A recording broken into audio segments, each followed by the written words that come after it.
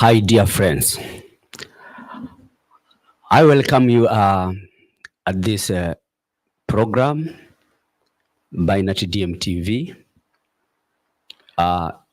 If it is your first time to watch this channel, please do me a favor, subscribe, like, comment, and share.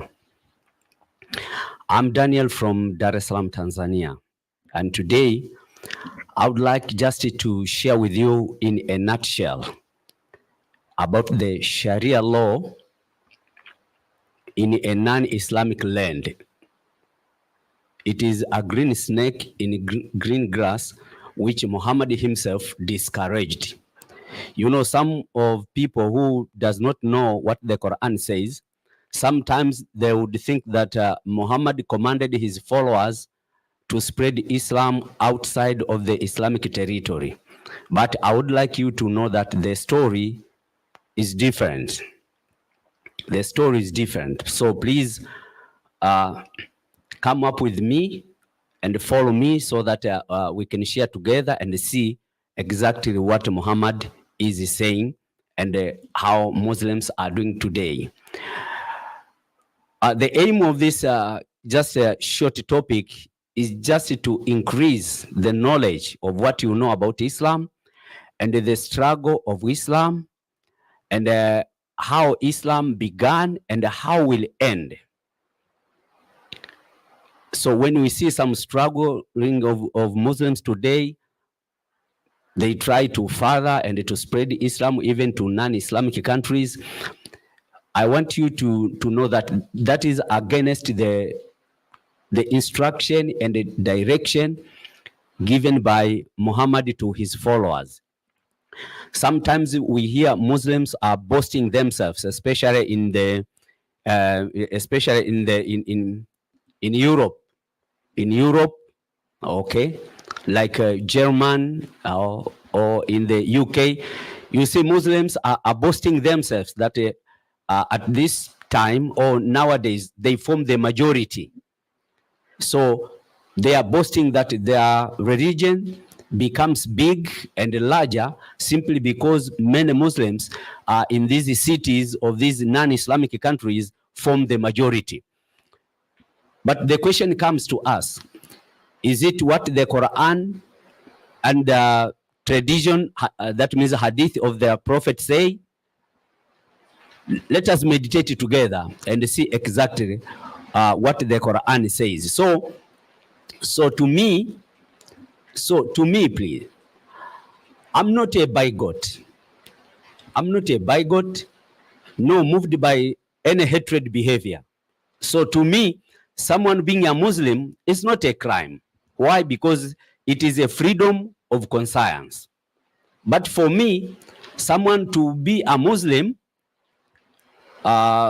who would like to perform the Sharia laws in the non-Islamic country, to me, this is a major crime and it is against the human right. That's what I know. But before I go further, I would like to put this first to you.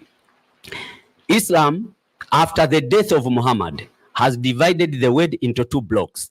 The first is Dar al-Harb. Dar al-Harb is the zone of war. Is the zone of war, and this war is for the non-Islamic countries. And this kind of war, it comprises political means, economic means, and also religious means as well. And by doing so, they are implementing they are implementing major jihad, which is permanent. That is the first block. The second block is Dar es Salaam. Dar es Salaam, that means the zone of peace. That means these piece of lands have freely submitted under the Sharia of Islam. Here, they use weapons as the means to conquer these lands. And once the land are conquered, then this jihad ends.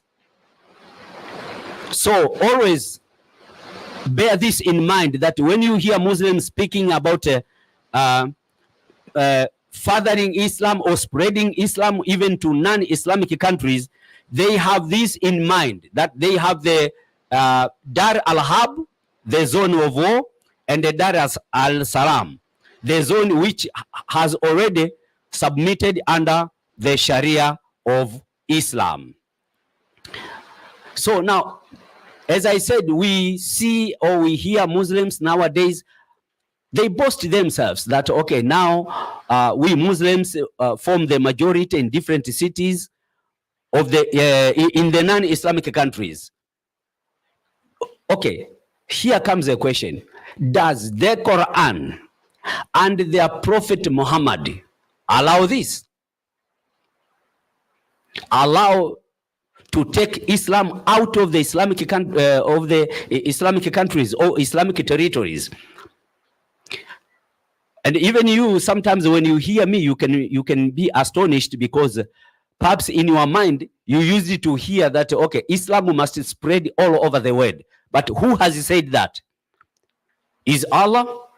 Is Muhammad? Or Muslims themselves after the death of Muhammad? And this also must come to your mind, that there are some Muslims who migrate from their Islamic countries to non-Islamic countries, like what we experienced from 2010 when the Arab Spring broke out. Many Muslims left their countries, their Islamic countries, and went to live in the non-Islamic countries. So when they are there in the non-Islamic countries, they started now lobbying. They started forcing the introduction of the Sharia law in the secular countries. And by doing so, they are bringing, or they are causing the conflict, the social conflict, which is unnecessary. That's what we have experienced just recently when we heard in the news or in the media that Germany has banned some Islamic association which pursued the Islamic jihad. Germany is not an Islamic country. Germany is a non-Islamic country, is a secular country. Now, Muslims who migrated from Islamic countries and went to seek asylum because of the political instability in their countries, now they have started introducing Sharia, or they have started implementing some jihad activities in the non-Islamic country. Why? Because it is a snake in a green grass. Sooner or later, will bite you, and its poison will hurt you, will harm you. So when you see now Germany is taking steps to close down some of these Islamic association, bear in mind that it is a good step, just to remind Muslims with good wills that when you go to the non-Islamic countries, please comply with the secular laws which you found in that particular country, rather than coming with your Sharia ideology in your mind and you want to introduce in the secular countries. This will always bring conflict, and sometimes Muslims can claim that okay, they are, they are segregated simply because of their faith, without them focusing, without them thinking what is the cause of all this. Because always when you apply Sharia, the Islamic Sharia, into the non-Islamic Sharia land, there must be conflict, whether you like it or no.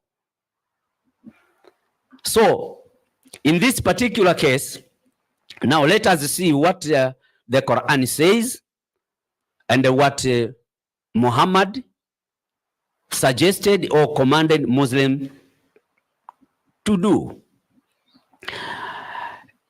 Just in a nutshell now, I want first to read from the Quran what the Quran says. And the verse which I'm going to read from the Quran just warns Muslims that, okay, if you live in a country which is not an Islamic country, please bear in mind that you are a Muslim. Let me read this from the Quran. I'm going to read from this, the Noble Quran. This is the Noble Quran English translation of the meanings. This was done by the Islamic University in Medina. So I'm going to read chapter 3 in the Quran, chapter 3, verse 149. It reads, "O you who believe, if you obey those who disbelieve, they will send you back on your heels, and you will turn back from faith as losers." I read it again, slowly. "All you who believe," here it means Muslims. "All you who believe, if you obey those who disbelieve," those who disbelieve, mainly Muslims think are those who are non-Muslims, "they will send you back on your heels." That if you obey non-Muslims, they will pull you back from the faith of following Islam, and you will turn back from faith as losers. That means when they fall, or they agree, or they comply with those who the Quran regard them as disbelieve, that means non-Muslims. If a Muslim comply or live with this, the Quran says these people, or these non-Muslims, they will bring you back from your faith. Now, this is a clear warning to a Muslim that now if you want to live in a non-Islamic country where Islam is not well practiced, where the Sharia law is not applicable, and for you Muslim, and as an individual, you want to practice your faith in a non-Islamic country, it is impossible. This is what Allah here says. So it is very clear. It is very clear here. But we know that always when we read the verse in the Quran, sometimes, okay, you can also read the hadith. Hadith, those are the saying and the narration from Muhammad, the prophet of Islam. What Muhammad says. Let me read it down there. The hadith from Abu Dawud, which have been recorded here in this Quran, which now elaborates this chapter 3, verse 149. It says, "What is said about resident staying in the land of Ashrik, that is polytheism, that is the land where polytheism is practiced. Narrated Samura bin Jundubi, Allah's messenger said," Allah's messenger now is Prophet Muhammad, said, "Anybody from among the Muslims who meets, gathers together, lives, and stays permanently with a mushrik, that is polytheism, or disbelief in the oneness of Allah, etc., and agrees to his ways, opinion, etc., and enjoys his living with him, then he, that Muslim, is like him or is like them." This hadith indicates that a Muslim should not stay in a non-Muslim country. He must emigrate to a Muslim country where Islam is practiced. I like this, the last phrase down here. This hadith indicates that a Muslim should not stay in a non-Muslim country. He must emigrate to a Muslim country where Islam is practiced. Now, when you try to see what is going on now in Germany, in UK, and other European countries where Muslims form them, boast to form the majority, and they want to introduce Sharia, the Quran forbids them, because those countries are not Islamic countries. So when you live there, you meet with non-Muslims. You get together with the non-Muslims, whom the Quran says they are disbelievers. They are disbelievers of Islam, but they have their own faith, like us. We are Christians. Like other people in European, they are Christians. They are not Muslims. But in the sight and the eye of Islam, they are known as disbelief or disbelievers. So the Quran here suggests that if you Muslim live in one of those countries, please make sure that you leave that country and you go to the country where Islam is practiced or where Sharia is not a case. Already the Quran has given a solution of what is now happening in Europe, America, and the other places of the world, which are not Islamic countries. Okay, now someone can ask himself, where are these countries? Or where is these countries? In this case, I don't know other countries, but I would focus in one country where Islam began. Islam started in Saudi Arabia, in the seat of Mecca, and then later the seat of Medina. So these two cities in the country of Saudi Arabia, which is an Islamic country, are suitable for Muslims all over the world to go there, just as they gather during the time when they perform pilgrimage. They go there from all over the world. So why don't you stay there forever, permanently, as the Quran says? Instead, you go back to the non-Islamic country and you go there, you start practicing Sharia, which is against the social norms of the non-Islamic lands, and hence bring a lot of conflict, as we see now in Germany. So the hadith of Muhammad and the authentic hadith recommends and suggests that please go back to the Islamic country. Now, which Islamic country is suitable now for these Muslims who would like to practice their religion, including the application of the Sharia law? Is Saudi Arabia, where you find these two cities, Mecca and Medina. Why do these cities are very important? Why don't I point to a different cities, but these two cities? Because Muhammad has said, Prophet Muhammad of Islam has said something about these two cities, especially in connection of the faith in Islam.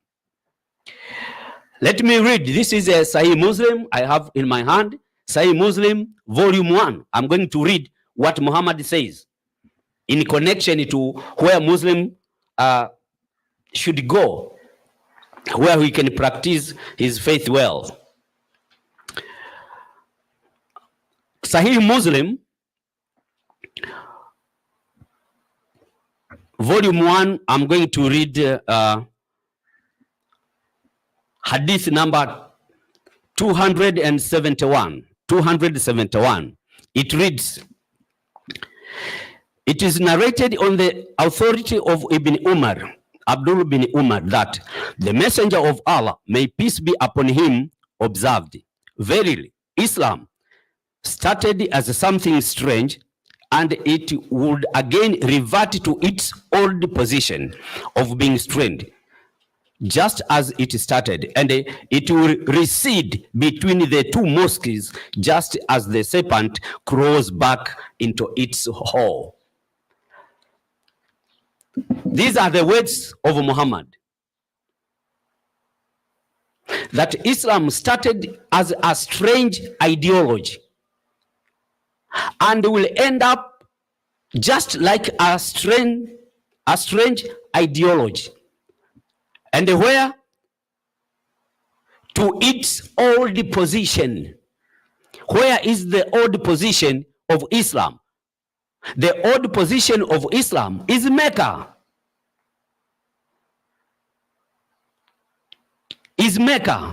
And the second is Medina. So if you cannot go to Mecca, then go to Medina. Why? Here it says, because Islam is strange, just as it started, it would recede between the two mosques. So Islam must recoil, must recede towards the two mosques. What are the two mosques? Which are they? The mosque of Mecca, the Grand Mosque, Masjid al-Haram, and the mosque of Medina, Masjid al-Nabawi. So between these two mosques. So my question now, when Muslims live out of these cities or out of the country of Saudi Arabia, and yet you wanted to introduce Sharia, don't you see that you are going against the instruction of the Quran and the words of your prophet, and yet you claim to be a pure and good Muslims? If really you are a pure and good Muslims, as the Quran says and the prophet of you and the words of your prophet, please go back to Saudi Arabia and stay permanently in the cities of Mecca and Medina. Your prophet already has given you the place, has given you the place where two mosques reside. Where two mosques reside. The first mosque is in Mecca, the second in Medina. Mecca and Medina, these are two cities in the country of Saudi Arabia. And that's why even the constitution of Saudi Arabia is the Quran. Why? Saudi Arabia is the old position of Islam. That is the first hadith. Let us look at the second one. The second one is hadith number 272 from the same Sahih Muslim volume 1. It reads, it is narrated on the authority of Abu Huraira that the messenger of Allah, may peace be upon him, said, verily, the faith would recede to Medina just as the serpent crawls back into its hole. Okay. The faith of Islam recedes to Medina like a serpent which crawls back into its hole. So what are you doing in Germany, you Muslims? What are you doing in the UK, you Muslims? That you come to the point when you boast yourself that now in a non-Islamic country you form the majority. Does the Quran say so? Does your Prophet Muhammad commanded so? What we read in the Quran is different from what you are doing. And that's why, as you are doing now in the non-Islamic country, that's why you are causing conflict, unnecessary conflict, because Sharia always go against the social norms of the land. So please make sure that you don't follow this. You don't follow this unnecessary.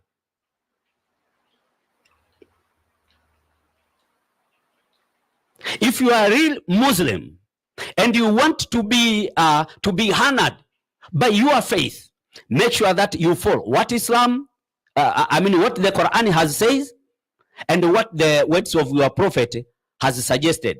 That leave those country, leave those non-Islamic country, go back to the Islamic country, and your prophet already has given you even the place that go and live where there are two mosques. Which mosques? That is Mecca and Medina. So when we see you are outside of Mecca and Medina to the non-Islamic countries, and you want to introduce Sharia in those countries, do you want to, to spoil and to destroy the social norms of the secular states? And if you do so, that means now you have abandoned the Quran and the words of your prophet, and now cling to a based Pakistani man, jihadist man known as Abu al-Maudud. You know, Abu al-Maudud is one of the prominent figure in Islam and has authored many books. One of his book is Jihad in Islam. You know what does he say? Let me quote it.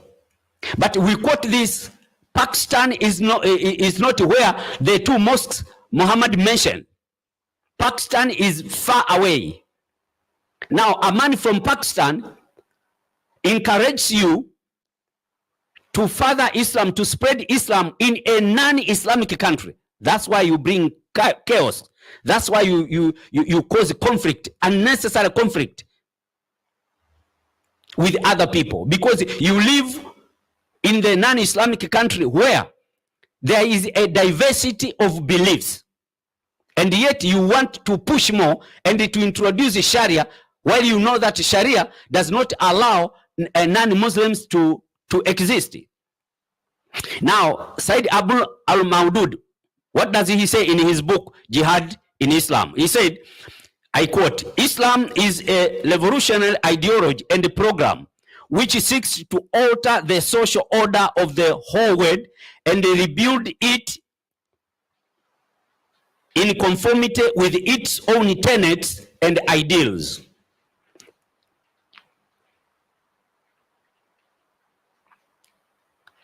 Is it how the Quran and the Prophet Muhammad say? No. This man, Abu al-Maudud,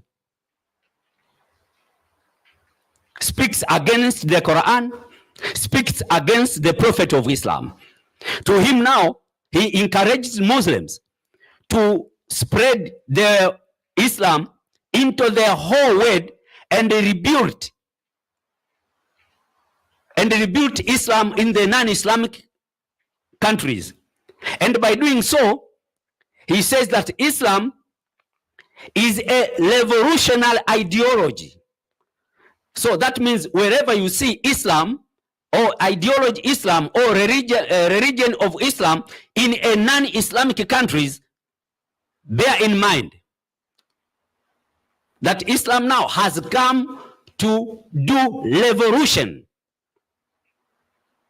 And here he said that which seeks to alter the social order of the whole world. So Islam in a non-Islamic country is there purposely to alter the social order of the whole world. Why?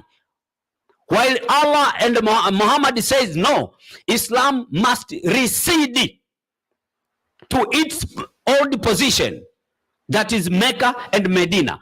What are you doing in the non-Islamic countries? My friend Muslims, what are you doing there? What kind of Muslims are you following? To me, when I see what is happening now in Europe, especially in Germany, in the UK, and other European countries, when I see those movement of Islam pushing hard the introduction of the Sharia, pushing hard to make sure that Islam becomes superior than other faith, that is against the Quran and the words of your prophet. So the solution which the Quran has given you, that instead of introducing Sharia law into the non-Islamic countries, please go back to the two mosques. That means go back to Saudi Arabia. And already you have been doing so when you go there to perform pilgrimage. Why don't you stay there permanently? Why? If you are a real Muslim, why don't you stay there permanently? Don't you see If for me, a non-Muslims can know what the Quran has said and can now read what your prophet has said, how comes that you Muslims, who some of you are born Muslims or converted to Islam, why don't you follow the instruction of the Quran and your prophet? Instead, always, every day, we hear conflicts of Muslims who live in a non-Muslim countries when they want to introduce Sharia. Do you think everybody needs Sharia? No. Because your prophet Muhammad, why is he saying so? Is he saying so because when Islam started, he wanted to do the same, when he wanted to force some Jews to embrace Islam, but it was not possible. It was very difficult. That's why he says, okay, Muslims, make sure that if you live in a non-Islamic country and you want to practice your Islamic well, please go back to where the faith started. And where Islam started in the year 610 is Makkah. So please, I advise you and I urge you, go back to Makkah. Leave the Europe continent alone. And if you want to live there, make sure that you comply with the social and the secular norms of the land instead of introducing your Sharia. That's why you cause conflict, unnecessary conflict. Now, if you want me to believe that you are a true Muslim, is when I see you say goodbye to your country, or you say goodbye to all non-Islamic country and go back to either Makkah or Medina, between the two mosques as your prophet has suggested. Otherwise, the conflict between Islam and the non-Muslims will never end. Will never end. And let me remind you something. I think Muslims, you remember about the Crusade War. It started like this. Non-Muslims were quiet, practicing their faith and religion quietly. But when Islam came, started doing the same as now you are doing in Europe and Germany. What happened? When non-Muslims arose, what happened? I don't want to mention those words. Everybody knows. So please, follow the instruction of the Quran and the instruction of your prophet. Leave those non-Islamic countries. Leave Europe. Go back to the Islamic countries. And when you immigrated there because of the political instability in your Islamic countries, why now you want then to introduce the Sharia?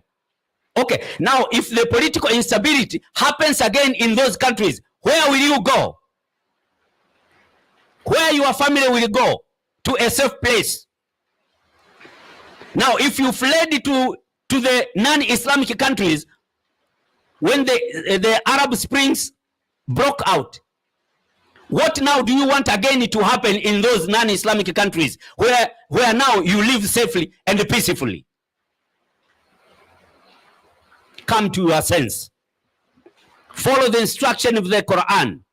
Follow the instruction of your prophet. Leave those non-Islamic countries. Go back to Makkah and Medina. That's what the Quran and your prophet say. If you do against them, then you are not a real Muslim. You are following the ideology of Abu al-Maudud. Now, where is Abu al-Maudud now? Already has passed away. Why do you want to follow the steps of the one who goes against the instruction of the Quran and your prophet Muhammad? You are confusing the society. That's why even your prophet Muhammad says Islam started as strange and will end up as strange, because now what you are implementing in a non-Islamic society, it is not known. People are asking themselves why these Muslims are introducing this Sharia in the diversity of faith. Why don't you practice in your own room? Why don't you practice in your own mosque? Even if you live in the non-Islamic country, why do you want to take outside even to non-Muslims? You are bringing the conflict.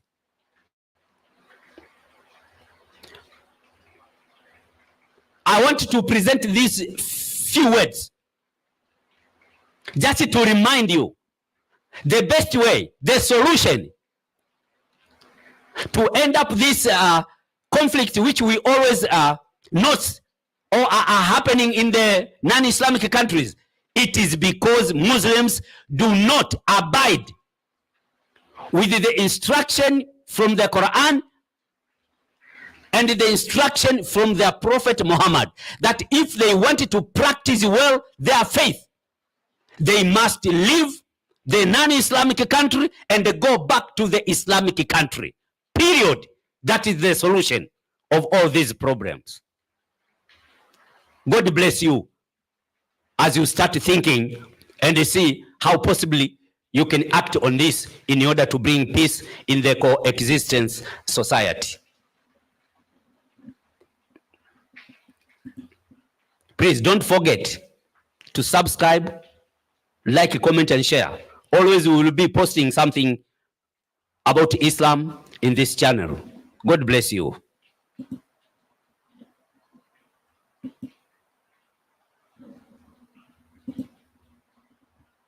Bye.